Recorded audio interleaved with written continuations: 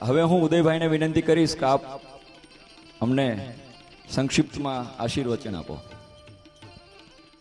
દરેક વ્યક્તિ, દરેક ગામ, દરેક શહેર ની એક કુંડલી હોય છે.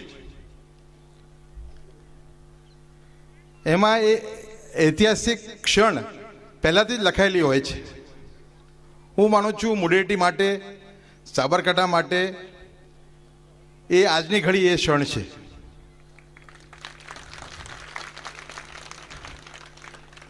મારું શિક્ષણ અંગ્રેજી ભાષામાં થયું, પણ મેં ઇતિહાસનું ખૂબ અધ્યયન કરેલું છે. અને ઇતિહાસને ધ્યાનમાં રાખીને મેં એક રાષ્ટ્રવાદી પરંપરાને વળગી રહેવાનો પ્રયાસ કર્યો છે, પત્રકારના મારો જે ધર્મ છે એના નાતે.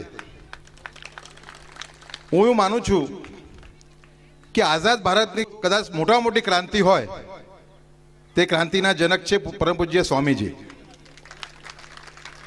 હું મારો દાખલો આપું તો મારું એમની જોડે મુલાકાત નરેન્દ્રભાઈ 15મી ડિસેમ્બરે જીત્યા અને 26 ડિસેમ્બર 2002 મારી એમની જોડે મુલાકાત થઈ. અને એના 3 દિવસ પછી મેં એમનું રાજકોટનું યોગ શિબિર જે છે મેં અટેન્ડ કર્યું અને યોગ એમની પાસેથી હું શીખ્યો. આ 13-14 વર્ષની અંદર જે મારામાં જે ફેરફાર છે હું વિચારી નથી શકતો. મારી પ્રગતિ હું ધારતો તો એના કરતાં 10 ગણી થઈ છે. કારણ કે પત્રકારોને મને કહેવામાં બિલકુલ એ નથી કે અમુક આદતો એવી હોય છે કે જે શરીર અને માઇન્ડ માટે બહુ સારી નથી હોતી. એ આદતોમાંથી મુક્તિ, ધારો કે સિગરેટ પીવાની એક આદત હોય છે કે લગતા જઈએ સિગરેટ પીતા જઈએ, એ આદત મને પણ હતી. મારી મુલાકાત એમની જોડે ડિસેમ્બરમાં થઈ અને લગભગ 2005 સુધીમાં હું બધી વસ્તુથી બિલકુલ મુક્ત થઈ ગયો હતો. અને 2005 અને આ 2016ની અંદર મારી જે પ્રગતિ છે અનેક ગણી છે. એટલે સ્વામીજીનું જે કામ છે એક ઐતિહાસિક કામ છે.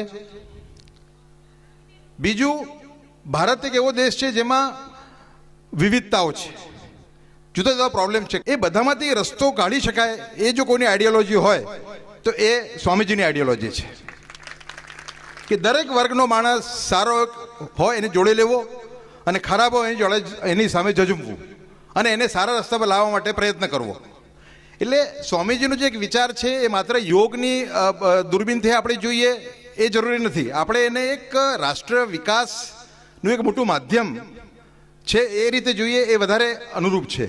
કારણ કે સ્વામીજીના એમાં તમે જુઓ કે સ્વદેશી સિવાય એમની જે ઇતિહાસ વિશે એમની જે વાત હોય છે. એટલે આપણી સામે પડકારો મોટા છે અને એ પડકારોમાંથી આપણાને બહાર કાઢી શકે એમાંની એક મોટામાં મોટી વ્યક્તિ આપણી વચ્ચે હોય તો એ સ્વામીજી છે.